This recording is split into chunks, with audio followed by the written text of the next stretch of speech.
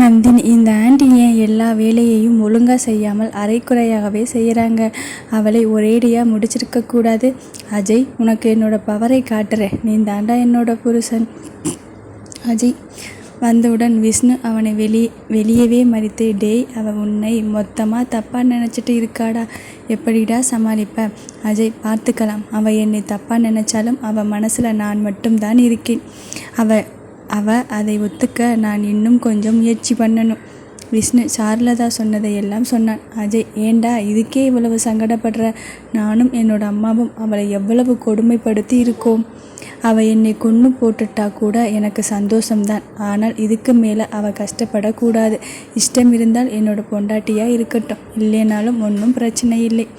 ஆனால் இந்த ஜென்மத்தில் அவள் தான் எனக்கு எல்லாம். இதை நந்தினிக்கிட்டேயும் கிளியராக சொல்லிட்டு வந்துட்டேன்.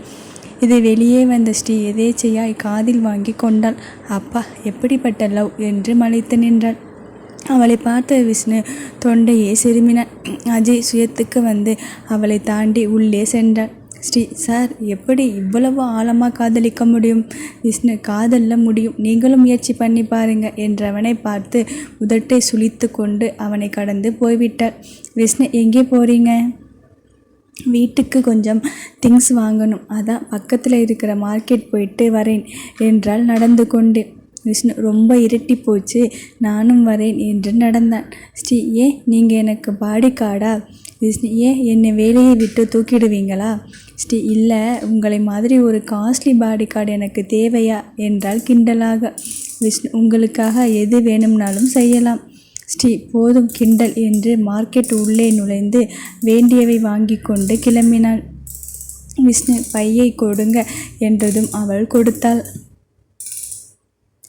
ஏதோ பேசிக்கொண்டே வந்தவர்களை ஒரு கூட்டம் வழிமறைத்தது. ஸ்ரீயை கை பிடித்தார்கள். விஷ்ணுவிற்கு வந்த கோபத்தில் அவர்களை உதைக்க விஷ்ணுவை சமாளிக்க மூவரும் ஸ்ரீயை தூக்கி கொண்டு மூவரும் போனார்கள். விஷ்ணு நிலைமையை உணர்ந்து அவனை பிடித்திருந்த 3 பேரை இன்னும் கொஞ்சம் வலிமையை சேர்த்து கொண்டு அவன் கற்று வைத்திருந்த வித்தை கொண்டு அவர்களை வீழ்த்தி ஸ்ரீயை தூக்கி சென்ற வழியே ஓடினான்.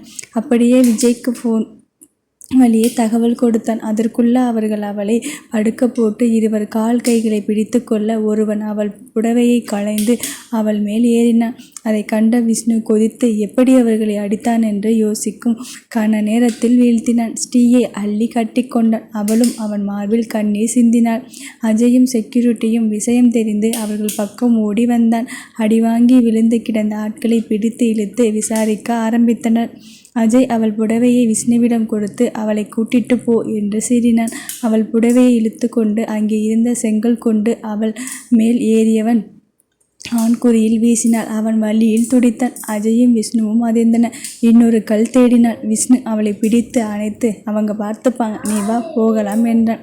என்னவோ அவளுக்கு தாங்களே. உங்கள் கார் எடுத்துட்டு வாங்க என்றவள் அவன் காரில் ஏறிக்கொண்டு எங்கேயாவது போங்க என்று சொல்லி அவள் கதறி அழ ஆரம்பித்தாள். விஷ்ணு அவளை பார்த்து பரிதாபப்பட்டு ஒன்றும் பேசாமல் அமைதியாக கார் ஓட்டி கொண்டிருந்தான். ஒரு இடத்தில் ஓரமாக நிறுத்திவிட்டு அவளை பார்த்து கொண்டு உட்கார்ந்திருந்தான்.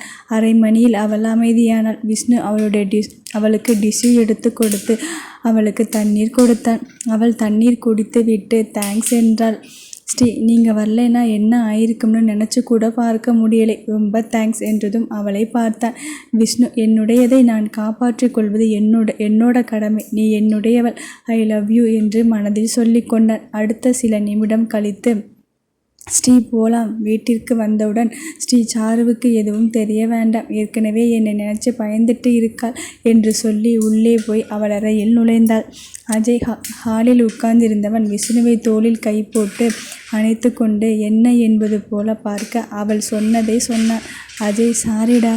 விஷ்ணு, என்னாச்சுடா? அஜய், நந்தினி வேலைதான் இது. இன்னைக்கு அவளை கல்யாணம் பண்ண முடியாதுன்னு சொன்னதுக்கு பழி தீர்த்து கொண்டாள். கொஞ்ச நேரம் கழித்து விஷ்ணு ஸ்ரீ ரூம் காட்டி, நான் போய் பார்க்கிறேன். அஜய், நானும் வரேன். இருவரும் ஸ்ரீ அறைக்கு வந்தார்கள். அவள் கட்டிலில் உட்கார்ந்து அழுது கொண்டிருந்தாள். விஷ்ணு அவள் அருகில் அமர்ந்தான். ஸ்ரீ, இங்கே பார். அவளை இழுத்து அவனுக்குள் அணைத்து கொண்டான். அஜய், என்னை மன்னிச்சிடுமா, இனிமேல் இப்படி நடக்காமல் நான் பார்த்துக்கிறேன் என்றான். அவள் அழுது கொண்டே இருந்தாள். விஷ்ணுவிடம் பார்த்துக்கோ என்று சொல்லி வெளியேறினான். சாருவிடம் போனான். சாப்பிட ஏதாவது எடுத்து வரட்டுமா? அவள் ஒன்றும் சொல்லவில்லை. அஜய் அந்த அறையின் சுவரை அறைந்து, இதோ பாரு லதா, என்னோட பொறுமையை சோதிக்காத. தயவு செய்து ஏதாவது பதில் சொல்லு. உன்னை ஆசையா காதலோடு என்கிட்ட பேச சொல்லலை. என்னோட கேள்விக்கு பதில் சொல்லு. இப்படி நீ அமைதியா இருக்கிறது என்னை கேவலப்படுத்துகிற மாதிரி இருக்கு. சும்மா என்னை கேவலப்படுத்திட்டே இருந்தால் நான் எங்கேயாவது போய் சாக வேண்டியது தான். அப்படி செத்தால்தான் உன்னோட கோபம் மாறும்னா போயிடுறேன் என்று கத்தினான். அவனுடைய கோபத்தை இவளிடம் காட்டிவிட்டான். அவள் நடுங்கிவிட்டாள். அவள் முகத்தை பார்த்தவுடன் இவன் தலையை பிடித்து கொண்டு அமர்ந்து விட்டான். அஜய் ஐ எம் சாரி என்றான். அவனுடைய கையாலாகாத தனத்தை கோபமாக அவளிடம் இறக்கி வைத்தானே தவிர அவள் பயந்து விடுவாள் என்று அவன் நினைக்கவில்லை. Ajay I am sorry. ஜாரு பசிக்குது என்று அழுகின்ற குரலில் சொன்னாள். அஜய் இதோ இப்போ எடுத்துட்டு வரேன். அவளை சாப்பிட வைத்து மாத்திரை கொடுத்து வெளியே வந்து மறுபடி ஸ்ரீ ரூமுக்கு சாப்பாடு எடுத்து கொண்டு போனான். கதவை திறந்து அஜய் அவளை சாப்பிட சொல்லு.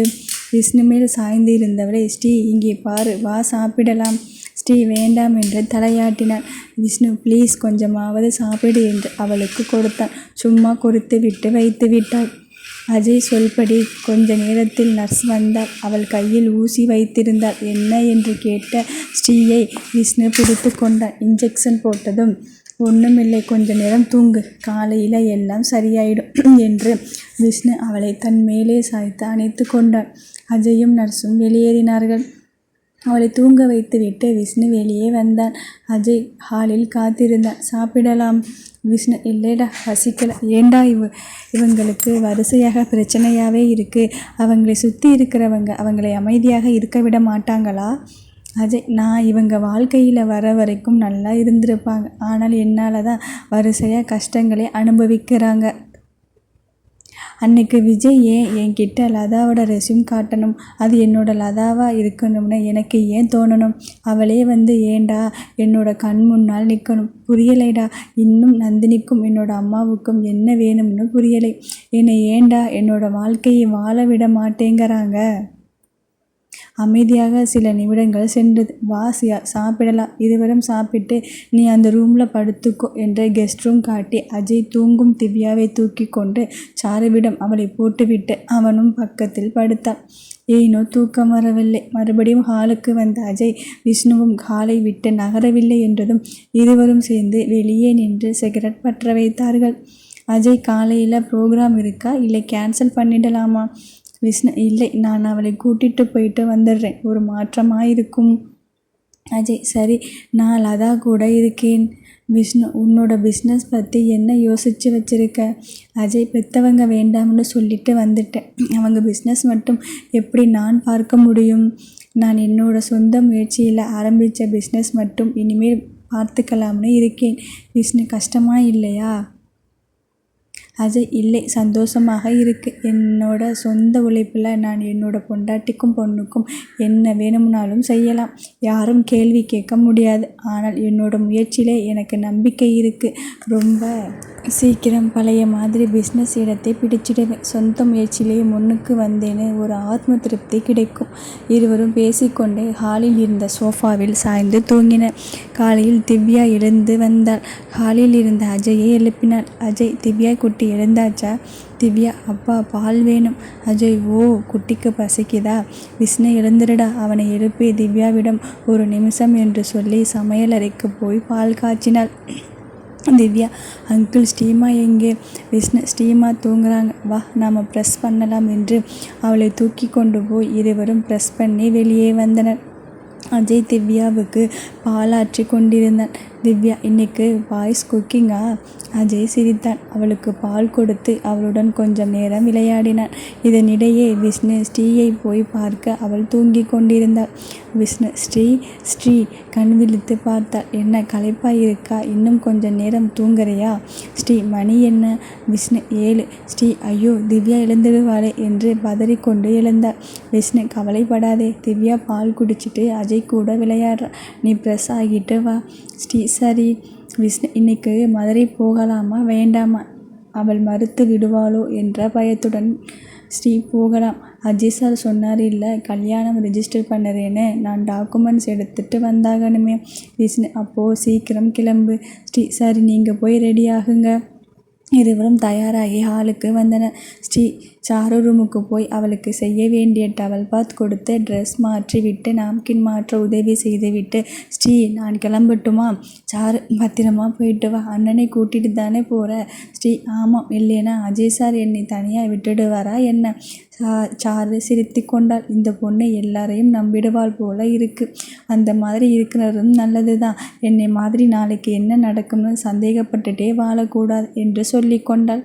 அஜய் அனைவருக்கும் சமைத்திருந்தான். ஸ்ரீ சாரி, நான் கொஞ்சம் சீக்கிரமாக எழுந்து சமைச்சிருக்கணும். அதெல்லாம் ஒன்றும் இல்லை, எனக்கு சமைக்க பிடிக்கும். நீ இங்கே வேலை செய்யணும்னு இல்லை, நீ இயல்பா இரு. அப்புறம் என்னை சாருன்னு கூப்பிடாதே, அண்ணான்னு கூப்பிடு. ஸ்ரீ விழித்தாள். அவளால் அவள் காதுகளை நம்ப முடியவில்லை. அவள் விழிப்பதை பார்த்து விஷ்ணு சிரித்தான். மூவரும் சாப்பிட்டு கொண்டிருக்க அஜய் சாருவுக்கு சாப்பாடு எடுத்து போனான். அமைதியாக ஊட்டிவிட்டு மாத்திரை எடுத்து கொடுத்து வெளியே வந்தான். அஜய் ஸ்ரீ லதாவுக்கு ஏதாவது பண்ணணுமா? ஸ்ரீ இல்லை, எல்லாம் செஞ்சுட்டேன். சாப்பாடு, தண்ணி, பாத்ரூம் போக மட்டும் ஹெல்ப் பண்ணுங்க.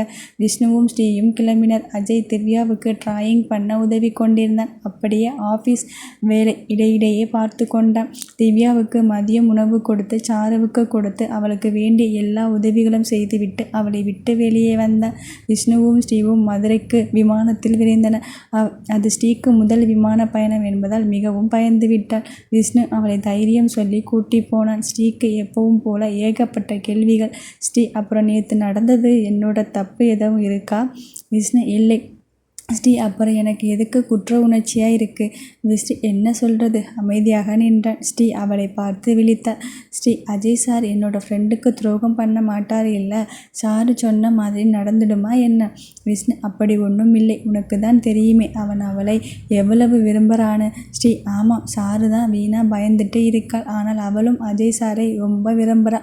அவள் கடந்து வந்த கஷ்டம், ஏற்பட்ட காயங்கள், அதனால் அவளுக்கு வாழ்க்கையில் நம்பிக்கை இல்லாமல் இருக்கா. நீங்கள் அஜய் சார் கிட்ட சொல்லணும். அவளை அவர் வெறுத்திடக்கூடாது. விஜய் கண்டிப்பாக அவளை அவன் வெறுக்க மாட்டான். அவர்கள் மதுரை அடைந்ததும் ஸ்கூல் போய் விளக்கம் சொல்லி டிசி வாங்கி கொண்டு அவர்கள் குடியிருந்த வீட்டுக்கு வந்தனர். ஹவுஸ் ஓனர் ஸ்ரீ என்னாச்சு? ரொம்ப நாளாக நீங்கள் வரவே இல்லை. நான் ரொம்ப பயந்துட்டேன். யார் யாரோ உங்களை வந்து விசாரிக்கிறாங்க. ஒன்றும் பிரச்சனை இல்லையே? ஸ்ரீ ஒன்றும் பிரச்சனை இல்லை ஆண்டி, இன்றைக்கி வீடு காலி பண்ணிக்கிறேன். நீங்கள் அட்வான்ஸ் பணத்தை கணக்கு பண்ணி அக்கௌண்ட்டில் போட்டுடுங்க என்று சொல்லி விட்டு அவள் வைத்திருந்த சாவியை வைத்து வீட்டை திறந்தார். விஷ்ணு ஸ்ரீ உன்னோடது, சாருவோடது, திவ்யாவோடது முக்கியமான திங்ஸ் மட்டும் எடுத்துக்கலாம். மிச்சம் எல்லாத்தையும் அஜய் வீட்டுக்கு மாற்றிடலாம். பசங்க எடுத்துகிட்டு போயிடுவாங்க. ஸ்ரீ சரி, ஃபாஸ்ட்டாக முடிச்சிடலாம் என்றவள் குழந்தையோட புக்ஸ், சர்டிஃபிகேட், சாருவோட டிகிரி சர்டிஃபிகேட், அப்புறம் அவளுடைய சர்டிஃபிகேட் எல்லாத்தையும் எடுத்து வைத்தாள். விஷ்ணு ஒவ்வொன்றாக எடுத்து வேணுமா என்று கேட்டுக்கொண்டிருந்தான். அப்போது அவன் கண்ணில் ஒரு பழைய பெட்டி பட்டது. விஷ்ணு அது என்ன ஸ்ரீ? ஸ்ரீ அது என்னோட கடந்த காலம் வேஸ்ட். விஷ்ணு நான் பார்க்கட்டுமா? ஸ்ரீ ஓ, அதில் எந்த பொக்கிஷமும் இல்லை. உண்மைதான். ஆனால் அவனுக்கு உண்டான ஒரு ஆர்வம் தன்னோட ஸ்ரீயை தெரிந்து கொள்ள. அதனால் அதை எடுத்தான். அதில் முதல் பார்வை அவளுடைய குழந்தை வயது ஃபோட்டோ. அடுத்து வந்த ஃபோட்டோக்கள் எல்லாம் அவனுக்கு ஆச்சரியத்தை கொடுத்தது. முதல் ஃபோட்டோ ஒரு ஆண் பெண் இணைந்து இருந்த ஃபோட்டோ. அதை விஷ்ணு அவன் வீட்டில் பார்த்திருக்கிறான். சொந்தக்காரங்க என்ற அம்மா சொல்லியிருக்காங்க. விஷ்ணு ஸ்ரீ இது யாரு தெரியுமா?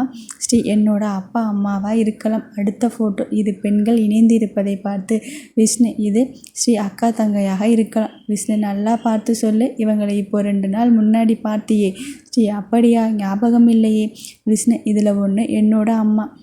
ஸ்ரீ ஓ, இப்போதான் நினைவு வருது. இதில் இளமையாக பொட்டு வச்சுட்டு அழகாக இருக்காங்க. ஆனால் இப்போ இருக்கிற தோற்றத்தை என்னால் சேர்த்து ஒப்பிட்டு பார்க்க முடியலை. இதில் ஒன்று உங்கள் அம்மாவாக இருந்தால் இன்னொன்று என்னோட அம்மா. அப்போது 2 பேரும் சிஸ்டர்ஸா? விஷ்ணுவுக்கு தூக்கி வாரி போட்டது. அப்படி இருக்கக்கூடாது. ஸ்ரீயை கல்யாணம் பண்ணிக்கிற அளவுக்கு யோசித்தவனால் தங்கையாக கற்பனை கூட பண்ணி பார்க்க முடியவில்லை. கடவுளே, என்னை சோதிக்காதே. அந்த ஃபோட்டோ பார்த்ததிலிருந்து விஷ்ணுவுக்கு பதற்றமாக இருந்தது. கடவுளே, இத்தனை வருஷம் கழித்து அவன் மனசில் ஒரு காதல் என்ற ஒன்று துளிர்க்கும் போது ஒரு குழப்பம் வெடித்துள்ளது. இது எப்பேற்பட்ட தாக்கத்தை அவனுக்குள் ஏற்படுத்தப் போகுதோ தெரியவில்லை. விஷ்ணு அவன் ஃபோனில் அந்த ஃபோட்டோக்களை பிடித்து கொண்டான். விஷ்ணுவுக்கு மட்டும் இல்லை, ஸ்ரீக்கும் கொஞ்சம் அதிர்ச்சி தான். அவள் மனதில் ஏனோ விஷ்ணு தன்னிடம் கொஞ்சம் நெருக்கமாக பழகுவதைப் போல தோணினாலும் இப்படி ஒரு அதிர்ச்சி தன்னுடைய கடந்த காலத்தின் மூலம் வரும் என்று நினைக்கவில்லை. அதற்கு பின் விஷ்ணு ஒரு இயந்திரம் போல இருந்தான். அவன் தன்னை சுற்றி நடக்கும் எதையும் ஆராயும் விருப்பம் இல்லாமல் அவனுக்கு ஏற்பட்ட குழப்பத்திற்கு விடை எங்கே கிடைக்கும் என்பதை பற்றி தான் யோசனை. அம்மாவை உடனே பார்க்க வேண்டும் என்பது போல இருந்தது. ஸ்ரீயின் பெட்டியுடன் மற்ற முக்கியமானவர்களை எடுத்துக்கொண்டு ஆட்களை விட்டு மற்ற பொருட்களை எல்லாம் அங்கே இருக்கும் விஜய் வீட்டிற்கு மாற்றினர். அஜய் வீட்டின் சாவியை சுந்தர் வைத்திருந்தான். சுந்தரிடம் சாவியை அஜயிடம் ஒப்படைக்க சொல்லி விஷ்ணு கிளம்பினான். அடுத்த 2 மணியில் பெங்களூர் வந்திறங்கினான். ஸ்ரீயும் கூடதான். ஆனால் என்னவோ போகும்போது இருந்த மனநிலையில் திரும்பும்போது இருவரும் இல்லை என்று சொல்லலாம். விஷ்ணு அஜய் வீட்டில் ஸ்ரீயையும் அவள் பொருட்களையும் விட்டுவிட்டு வெளியே இருந்தவாறே கிளம்பினான். ஸ்ரீயும் உள்ளே நுழைந்தாள். அஜயிடம் சாருவின் டாக்குமெண்ட்ஸ் கொடுத்து விட்டு சாருவை பார்க்க போனாள். சாரு, ஸ்ரீ வேலையெல்லாம் முடிச்சிட்டியா? ஸ்ரீ, எஸ், எல்லாம் முடிஞ்சது. நான் கூட ஏதாவது வேலைக்கு அப்ளை பண்ணலாம்னு நினைக்கிறேன். Sir, good idea. நீ அந்த வேலையை பாரு. நானும் கொஞ்சம் இப்போ தேறிக்கிட்டே இருக்கேன். என்னை நானே பார்த்துக்குவேன். இல்லைனாலும் இங்கே இருக்கிறவங்க கிட்ட உதவி கேட்டுக்கிறேன். ஸ்ரீ, நான் உன்னை இந்த நிலைமையில் விட்டுட்டு நான் வேலைக்கு போகிறேன்னு சொல்கிறேன்னு நீ என்னை தப்பாக நினைக்கலையே? சார், இல்லவே இல்லை. விஷ்ணு, அண்ணா எங்கே? ஸ்ரீ, அவங்க வீட்டுக்கு போயிட்டாங்க. சார், அப்படியா? உங்கள் அண்ணன் திவ்யா ஸ்கூல் பற்றி என்ன சொன்னார்? ஸ்ரீ, நான் இன்னும் கேட்கலை, கேட்டு சொல்லுறேன். சரி, உனக்கு என்ன வேணும் சொல்லு.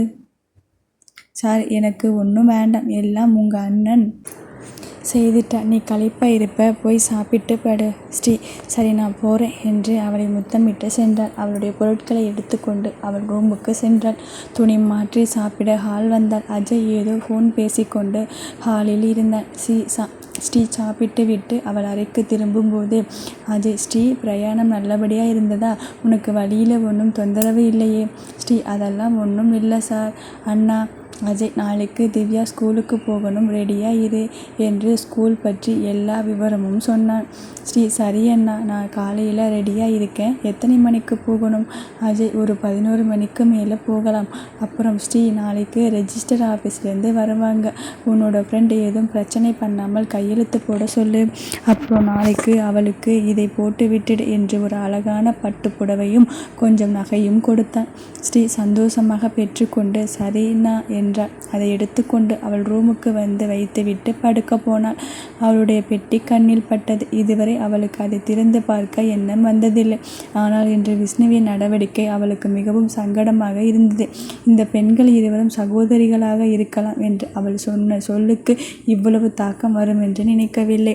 ஸ்ரீ ஒரு விஷயத்தை கவனித்து விட்டாள். விஷ்ணு தன்னை தங்கையாக ஏற்றுக்கொள்ள விரும்பவில்லை. அப்படி என்றால் என்ன அர்த்தம்?